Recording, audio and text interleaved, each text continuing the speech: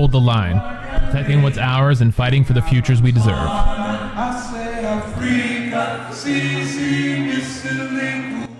Welcome to this special feature documenting the 40th annual Martin Luther King support for labor banquet, themed Hold the Line, protecting what's ours and fighting for the futures we deserve. This event, hosted by Black Workers for Justice, stands as a testament to the enduring struggle for workers' rights and racial justice in America. More than 50 years after Dr. Martin Luther King Jr. gave his life fighting for civil rights and economic equality, Black workers and their allies continue to battle systemic injustices, from the historic boycott in Rocky Mount, North Carolina that gave birth to Black Workers for Justice in 1981, to the present-day fight against corporate exploitation led by organizations like CAUSE, Carolina Amazonians United for Solidarity and Empowerment. The fight persists. In this video, we'll shine a light on the stories shared at this year's banquets by keynote speakers Mary Hill of CAUSE and Reverend Wesley Morris of the Beloved Community Center. Together, they reflect on decades of progress and the challenges that lie ahead in building a fairer, more equitable society. As we delve into this journey, we'll also explore how CAUSE is carrying forward Dr. King's legacy. Founded by Amazon workers in 2022, CAUSE is organizing against one of the most powerful corporations in the world to demand dignity, fair wages, and justice for all workers, starting right here in North Carolina. This is a story of resilience, solidarity, and hope. A reminder that while the road may be long, the fight for justice is far from over. Let's honor those who came before us by standing with those who continue to hold the line today. I'm going to have to say something about the history of this banquet. Although this is our 40th banquet, BWFJ's very gathering has been an annual tradition of commemorating Dr. King's very last stand, which was on April 4th, 1968, with those black sanitation workers in Memphis, Tennessee. How many of y'all are familiar with that story? Okay, some aren't going up. That means we got a little history to sort of. So this banquet is not only part of our cultural tradition of Black Workers for Justice, but it's also a very important annual political rallying point. We got to rally at this banquet. That means we got to put out some messages that tell us that we need to rally around some very important issues that we're confronted with. But more importantly, what we have is a opportunity to share a political message, that fits this moment, this time that we're in. And certainly, this banquet has a tradition of being a fundraiser for Black Workers for Justice. But even more important, I think that this banquet has always been a celebration of all the hard work that we've put in as Black Workers for Justice with our allies and friends. And it's very important that we celebrate that hard work, our unity, but also more importantly, I think it's important that we celebrate just socially getting together and talking as we have. It's like a family reunion too. So it's a very important social event. How many of y'all went to that very first banquet? Raise your hand there, Sister Rukia. You've been there, you're that old. So there's very few of us left, but I think it's very important that the younger leaders of Black Workers for Justice who were on the planning committee, that's who put this together, has done a phenomenal job trying to revive and re-energize this tradition.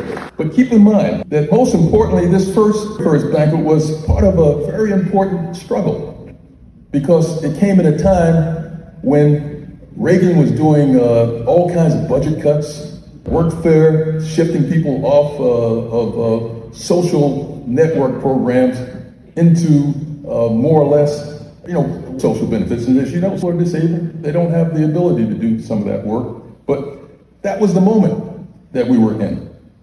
And this first banquet that we had in 1983, that was our first one. We only missed two, COVID put us out of operation for a little bit. But we were fighting for a paid state and federal King holiday for workers. And, to honor not just King, but also the movement that he was a spokesperson for. So you see that blacks had to start this fight, way back in the 60s and 70s after they the government played a role in assassinating Dr. King. We played a major role in fighting for this paid holiday. And as you know, many government leaders, elected officials, many whites, and even some blacks opposed this King holiday. So it was a struggle because, this conception that Dr. King was responsible for being a troublemaker and, many of the riots that occurred during the 60s He was a troublemaker, creating civil disobedience. So some folks didn't want to celebrate this particular paid holiday. But thanks to the militant youth, people like Malcolm X, Ella Baker, Angela Davis, the Black Panther Party, the Black Left, and many of our left allies, King was won over to an understanding of why we had to oppose that war in Vietnam. And as you know, Dr. King went on to state in 1967 that he publicly came out to oppose the war in Vietnam. And he began to understand the role of the US government, US imperialism, as being the greatest purveyor of all the violence, not only in the US, but in the world. And he supported the many liberation struggles that had gone on. So this King Day Fight Back involved speak outs, signing petitions, also mobilizing to Washington, D.C. for the 20th anniversary of the March on Washington. I think we had the John Henry Brigade, Black Voice for Justice, got carloads and busloads of people to go down to D.C. to celebrate the 1983 20th anniversary of the March on Washington. So you see this banquet is a product of Black struggle, Black workers organizing, mobilizing, engaging. But I want to thank the Black Voice for Justice Banquet Planning Committee for this very important and earnest effort to revitalize, re-energize this tradition and legacy.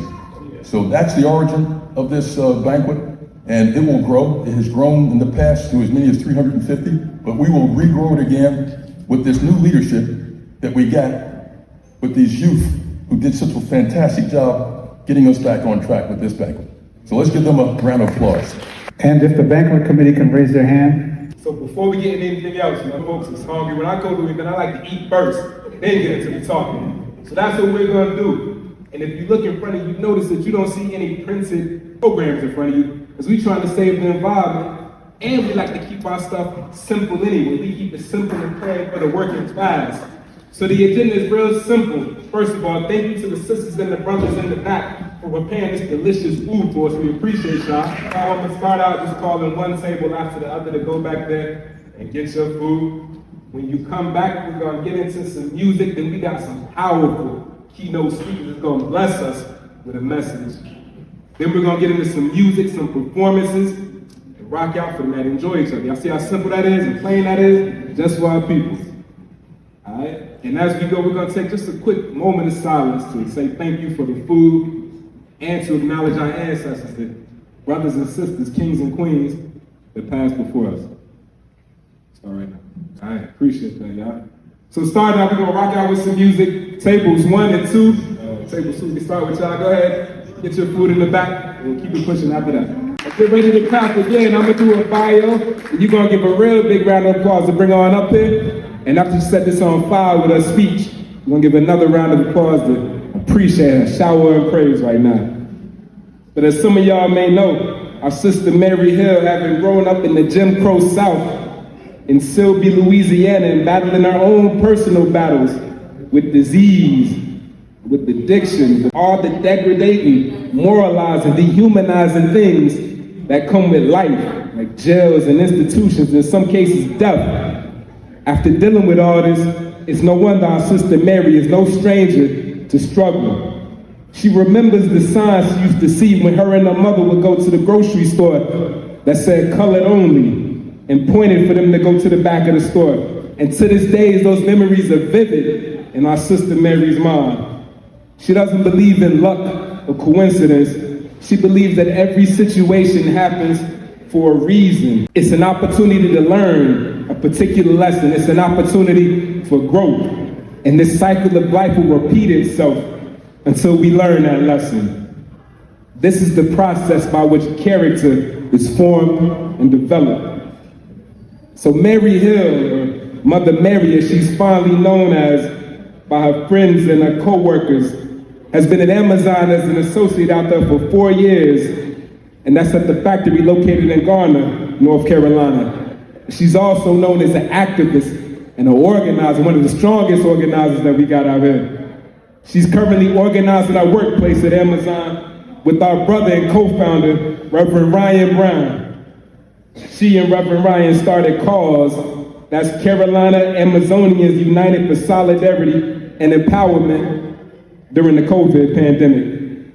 Mary works to educate and train her co-workers in the skill of inoculation and in educating them on their rights as workers and the power of collective bargaining within the workplace. Our sister Mary also strives to empower her co-workers to encourage them to support each other because everybody deserves respect and dignity at their jobs.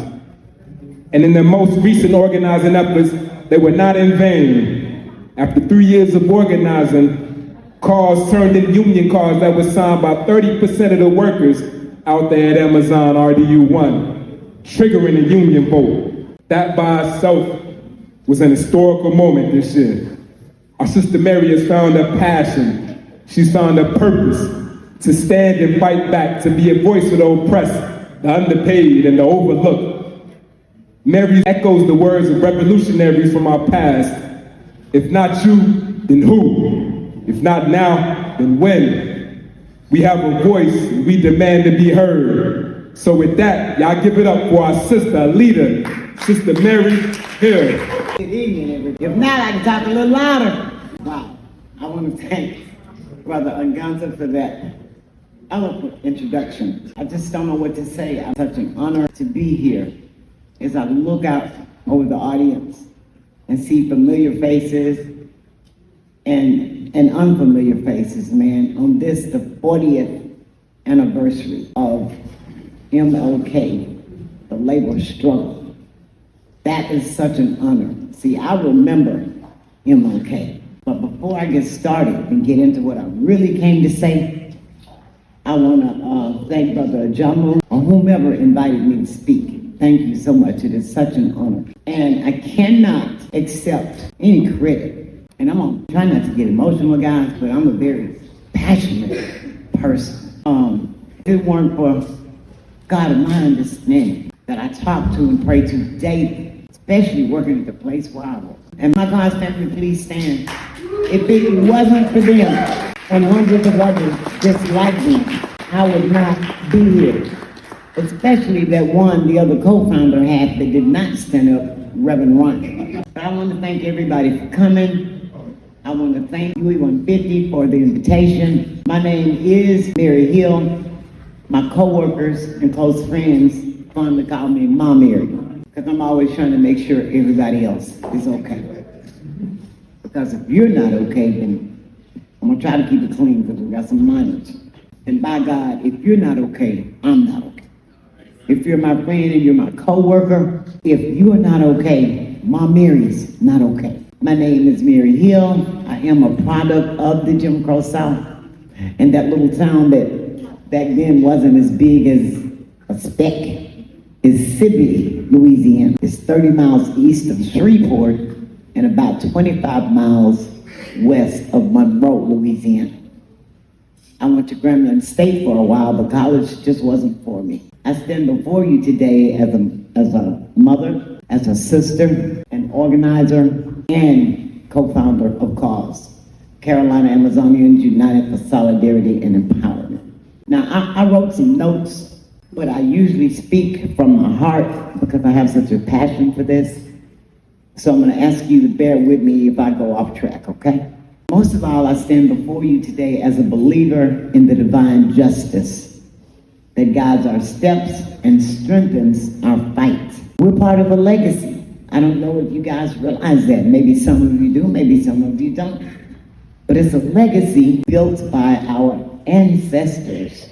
You heard mention of Martin Luther King, Rosa Parks, the Panthers, Angela Davis. Those were warriors, not just our ancestors. They were warriors who fought for dignity, freedom, and equality. If it weren't for the struggles and sacrifices that they made back then, we would be in this banquet room today. Are you aware of that? No, really. A lot of the amenities and privileges that we have today, we wouldn't have. Are you aware that black people just got the right to vote in 1965? That wasn't that long ago, people. But they were warriors who fought for those things. And in the words of one of my favorite predecessors, Fannie Lou Hamer, who once said, nobody's free, so everybody is free. And we're not free, my brothers and sisters. We've been asleep, a lot of us have. And when she spoke those words, she was not just talking about political freedom. No, no means. She was talking about the freedom and freedoms that God intended for all of us. Each and every one of us sitting here, and your children's children. That's what she meant. A freedom that's not given by the oppressor, and I hope I don't offend anyone, but what I like to call him a lot of times is Mr. Buck. That's not freedom. They've given us crumbs and lulled us into a sense of complacency. And we have gotten much too comfortable in that space of complacency with the crumbs that the oppressor continues to give us and make us think that we're free. But the freedom that we're fighting for is the freedom where we claim, where we stand in our truth, where we stand in our power. See, that's what a lot of us don't realize. How many of you out there know that we really have the power? Wow, I don't see but a few hands. Like just saying in that song about the dime, he wouldn't see a dime if it wasn't for who? For us, people like us, the workers. They wouldn't make the money that they make if we didn't get up and go to work. No. And we need to remind them of that because they have forgotten, or maybe, no, we got that. We forgot. And they're banking on us not remembering. But it's time that we woke up, people. It's long overdue. And it's a freedom that we claim when we stand in our faith. We're fighting to protect what is rightfully ours. And I'm not talking about material possessions, no, far from it. I'm talking about our humanity, our dignity, and our rightful place in this world. But we're fighting also for our children, our families, our communities. It's bigger than us. Reverend Ron and I tell them all the time, we might be the co-founders of cause, but it ain't even about me or about him. It's much bigger than that. Do you realize the big picture? I know not everybody has a vision, but can you just for a minute maybe think about the big picture here? It's not just about the right here, the right now. Because think about this. You've heard us talk about Martin Luther King, Rosa Parks, the Panthers. Oh, I can't even think of his name. He was a part of SNCC. Anyway, those are our ancestors, our predecessors. Now, what were they fighting for when they were fighting? Weren't they fighting for dignity, respect, and equality, for justice way back then? Were they? So why are we in 2025? At least last time I looked at my calendar, that's what it said, 2025. What y'all's calendar say? So, but when I hear my coworkers talk about being called a nigger on the job. And when I have experiences like I have when I was at work one day working at my station, and I heard this voice from across the room said, hey, hey, and she was hollering loud, hey, you. So as she got closer, I looked. I thought she was talking to somebody behind me. I didn't think she was talking to me. And when she got closer, she was still saying, hey, you need to talk to you. And I said, excuse me, she was a manager at work. I said, excuse me, you talking to me? So I thought you were talking to somebody behind me. I said, because where I'm from, we feed hay to cows and horses, and I don't see none of them here. She looked at me. She turned red in the face. I said, what happened to manners? Walk up and introduce yourself and say, my name is whatever it is, and I'd like to talk to you. I'm a manager in this department. Could I have a word with you when you get time? What happened to that? What's up with this, hey, you? But this is 20 at RDU1. Things of that nature are still happening.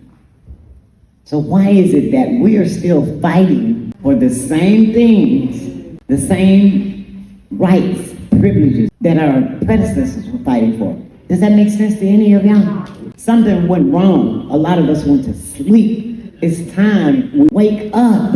This has got to stop because we're not just fighting for our children, our families, and our communities. As Ida B. Wells once said, the way to right wrongs is to turn the light of truth upon them, on the lies of the oppressor, the racism, the injustices that we still face today. They haven't changed much from the 30s, from the 40s, even though I wasn't back there, but I remember what my predecessors, my grandparents used to talk about. See, being from the Jim Crow South, and I'm gonna try not to get emotional with you, I remember seeing the signs that said colored only. I used to ask my mom, what is colored? I say, ain't we all colored, Mama? I didn't know, I didn't understand. I was a little kid. And we used to have to go around to the back to get the day old meats that they didn't want. I remember seeing the hanging trees and the nooses and the crosses. I remember, I'm gonna tell y'all my age in a minute, but that's okay. April 25th, I'll be 71 years young, thank God. I'm battling cancer, and thank God I'm in remission, and I'm battling oppression. But were it not for God of my understanding, none of these things would be possible. None. But I want you to know that we must stand firm. Now is not the time for the weak will or the faint of heart. We've got to stand firm, we've got to unite, and we need to stay grounded, my brothers and sisters, in the truth that we are God's children. We're created in His image and deserving of every gift, every right that He promised us. How many of y'all believe that? Raise your hands. All right. I believe that with every fiber of my being, or I would not be standing before you today bringing you this message. We must stand firm. We've got to, because we deserve the equality and the fullness of life. Every one of us does. Our families do. Our children, our grandchildren. And as Andrew Davis once said, I am no longer accepting things I cannot change. Okay? I am changing the things that I refuse that government to accept. Enough is enough. You've got to draw the line somewhere. And we deserve a world where our children don't have to fight the same battles that we're having to fight like we're doing right now. And we'll be going backwards like we have been for so long, because we're still fighting the same battles that a lot of our predecessors fought. That makes no sense to me, other than the fact that we have dropped the mantle. What's our motto? Hold the line. Some of us have let go of the line. We need to pick it back up, hang on to it, and pass the baton on to future generations. I'm so glad to see so many of young people involved in this movement. Let's give them a round of applause. Because if our future generations don't hold the line, or we don't pass the baton on to them, the Lord, God help us. We're lost forever and ever. So this is a must. We've got to do this. We deserve a world where freedom is not a gift, but a right. Because we are the beloved children of the Most High God. And no system, none, has the right to deny us what God has promised. Now, more than ever, my brothers and sisters, right now, right today, April 5th, 2025, hear me and hear me well. Right now, right to this time, more than ever, it is absolutely necessary that we organize the workers of this nation. Workers who for so long have been the backbone of our communities, have long been the ones who carried the weight of labor. Am I not right? The workers keep the wheels of industry and service turning. But too often, those workers are exploited, overlooked, and treated less than human. We must come together. We must.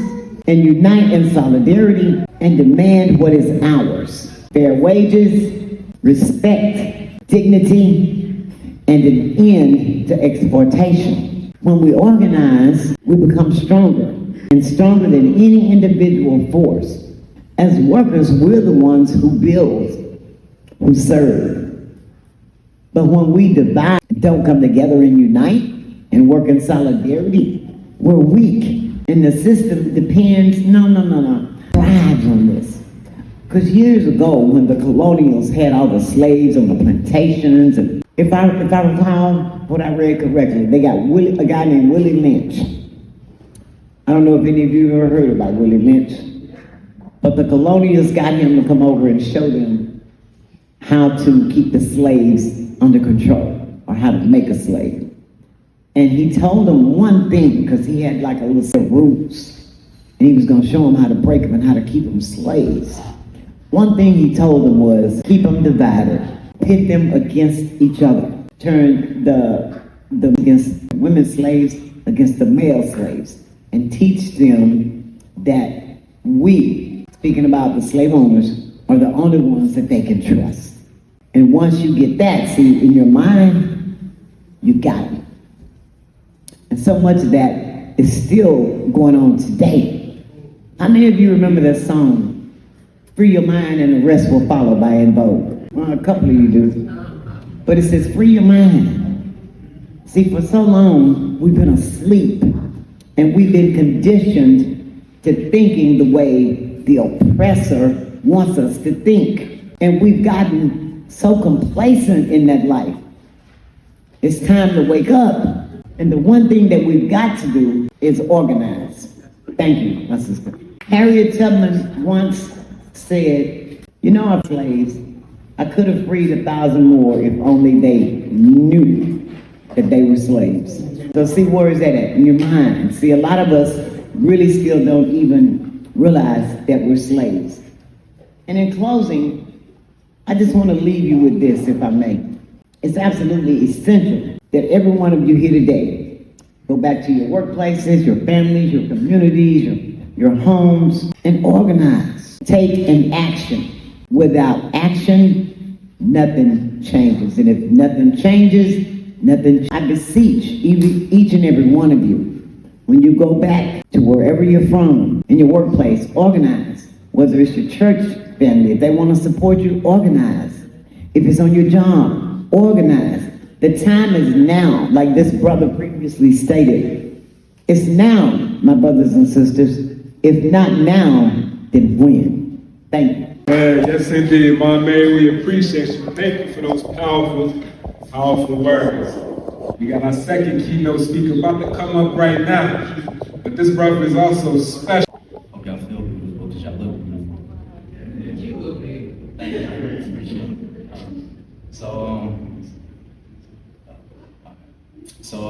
My name is Solomon Lovejoy. And some of you may know me as Shy City. Oh, there we go. On that mic now. Shy City. I'm a poet, a photographer, a painter, an artist. I'm an all-around artist. And I remember actually did an event with Key last year called Closing Protest. That was a very positive thing. I got to use my poetry there, and I had a conversation with Anga as a OG, and he informed me about my existence as a revolutionary artist. I gave me perspective on the direction, on the intent, and the life I lived, living it through my creation, connecting with people through creation, connecting with myself through creation. And so, here for Martin Luther King, I'm gonna talk just a little bit on that, and then I'll get to the poetry. But I remember in school, they'd have us watch the same movie about that. I think it was this cartoon, and this little boy and I think some other kids, they went back in time and all this. And I remember watching that every year. And I also remember, and this was a vivid memory, my grandmother, she told me she remembered the day when he passed away. And it's crazy how close that is. The history is not history. It's right within our reach. The people who experienced it are right within our reach, and we're still passing it on so that we don't forget. And that's the importance of this work. That's the point of telling these stories so that we don't forget, so they can continue to get passed on to the generation, so that we can remember where we came from and also know where we're headed, so we don't keep on making the same mistakes. This first piece, I'll be doing 3 excerpts from it. It's a much longer poem. It's called Ode to Riley, called The Reasons We Are Bleeding So That We May Start to Heal. It's the history and the culture that we have to preserve. Listen to the elders speak. The auditory passing of stories is how we continue to let future generations stay informed. That's a tradition that came from the motherland, and it's natural as wanting to tell a story on the porch to your brother man. More than inspired, I'm empowered by the word form. I'm absolutely disturbed by the lack of humanity it takes to kick a long-standing community outside of its home. That's American history in front of my eyes. I seen it repeat and unfold. It wanted to go untold, deeply hidden within the folds, distorted and twisted the truth. How can you know what we never knew if you were never told? You didn't, because they told you different. And I was gifted with a voice to raise the consciousness to the issues that heal so intentionally, painstakingly, plainly within our sights that it pains me to see that I was alone who was mixing up my left from my right, unable to truly see the true enemy that lays within our sights.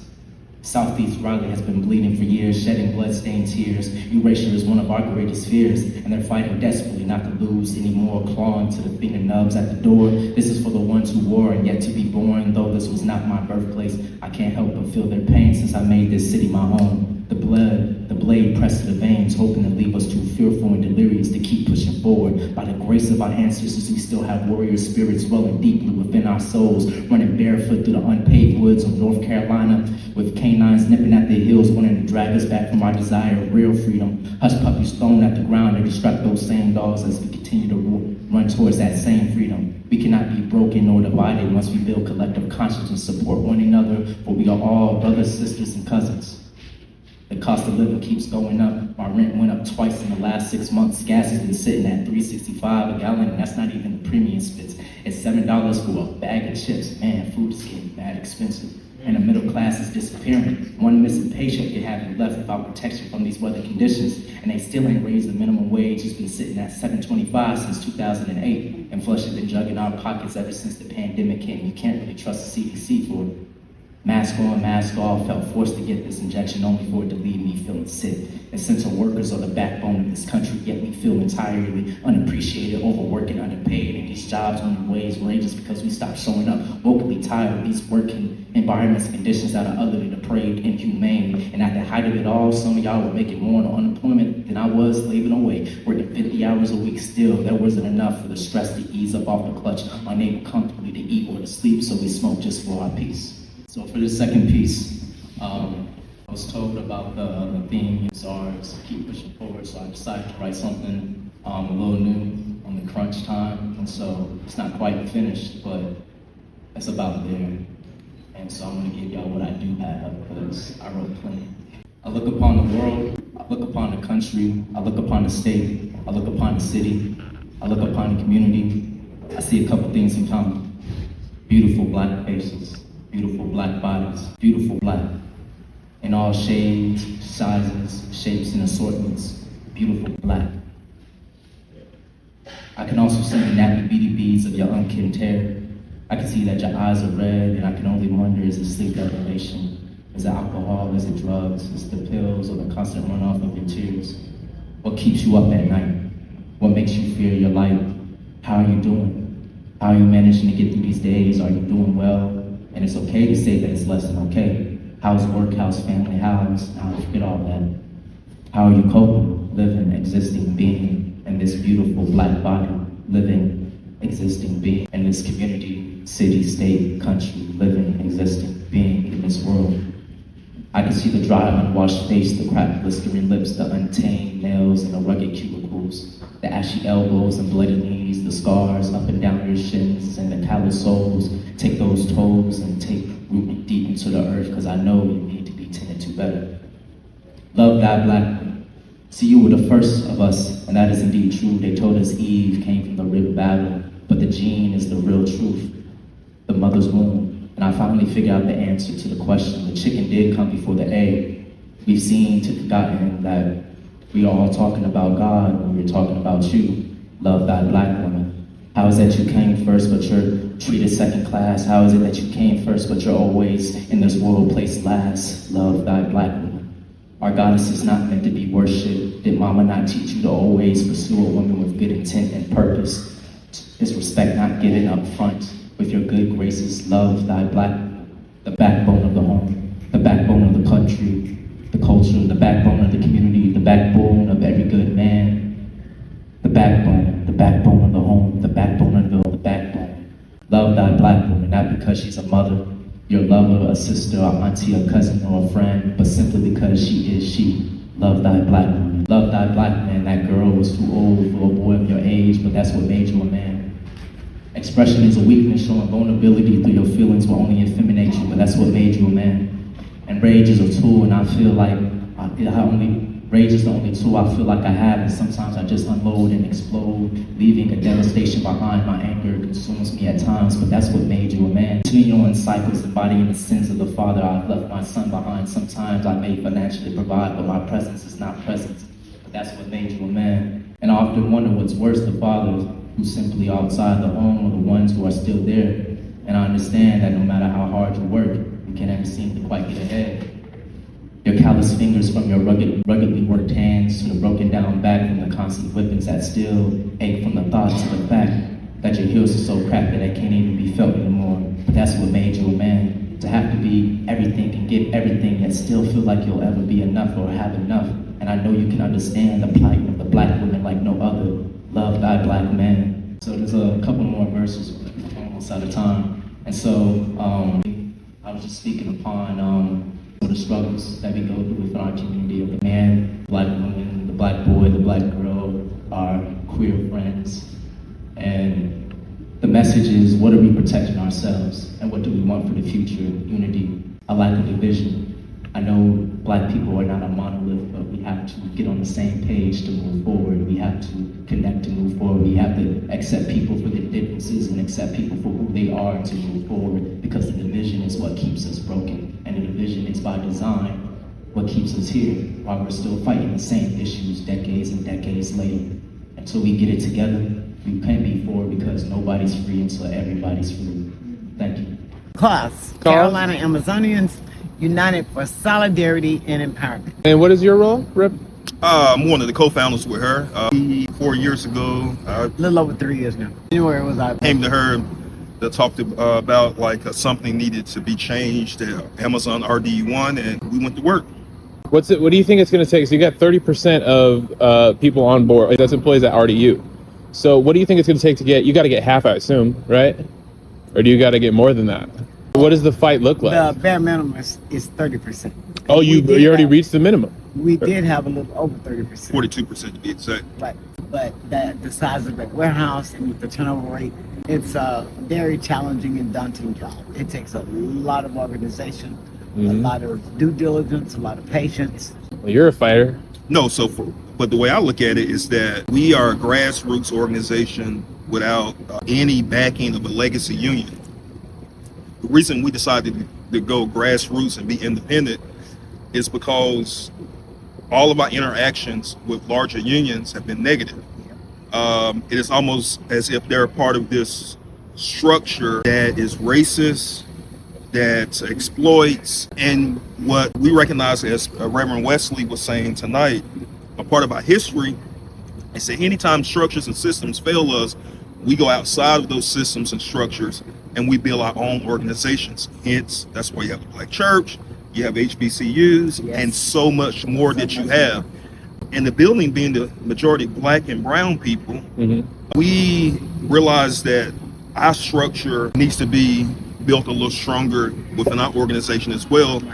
But even without the legacy union, we may have lost our union election, but we got 10% more than, let's say, Bessemer in Alabama, who had the backing of RWDSU on the first round. Why the legacy unions push back on you guys? Because we're a threat to their... Are they mostly white organizations? Absolutely. Are they? Okay. And I did not know. And these organizations that we're speaking about run according to the system that we're fighting. Right. That's the way they're structured. This system of oppression, this system of taking on their identity, right? Colonizing. We refuse to be colonized.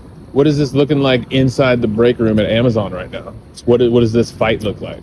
Right now, we're not fighting. We're assessing what we did right. Is there a tension? They know you're here doing this, right? 100%, yes. So is there tension with the break room? There's Mary, stay away from her kind of thing, or is it more welcoming kind of thing? I'm accustomed to that. Whatever. Since the election anyway. You're very lovable, Mary. A lot, but I don't share the same ideals and ideas and aspirations that a lot of my coworkers do. Just like I said earlier in the brief speech I gave in there, Harriet Tubman said she freed 1,000 slaves. She could have freed 1,000 more. But they didn't know they were? If they knew they were slaves. See, a lot of people at the workplace are so accustomed to the crumbs, the stale chips, the pizza, the pieces of fruit, the bananas that are turning brown, and the t-shirts. See, the crumbs that the oppressor continues to give, and we've gotten so complacent and so accustomed to accepting those crumbs. I've forgotten my heritage, if I ever knew it. I don't even realize that I'm a slave. See, it's here. Well, I hope you guys continue to push this message. I want to follow the story, and I want to get you guys on the podcast for real. As we close this special feature on the 40th annual Martin Luther King Support for Labor Banquet, I want to express my deepest gratitude to the Black Workers for Justice and all the organizers who allowed me to document this powerful event. It was an honor to capture the spirit and resilience and solidarity that defines this movement. To everyone who shared their stories and insights, thank you for your courage and dedication to fight for justice. Your voices are the foundation which a brighter future are built. And for those interested learning more about the incredible work of Black Workers for Justice and Cause, please find links to their organizations in the description and show notes below. And let's continue to support these vital efforts and stand together in the pursuit of equality and workers' rights. And thank you again for watching. Let's keep holding the line for a better tomorrow. If you should jail us, we are free and kept alive by hope. It doesn't matter. Jail us, we are free and kept alive by hope. Our struggle's hostile, but victory will restore our lives.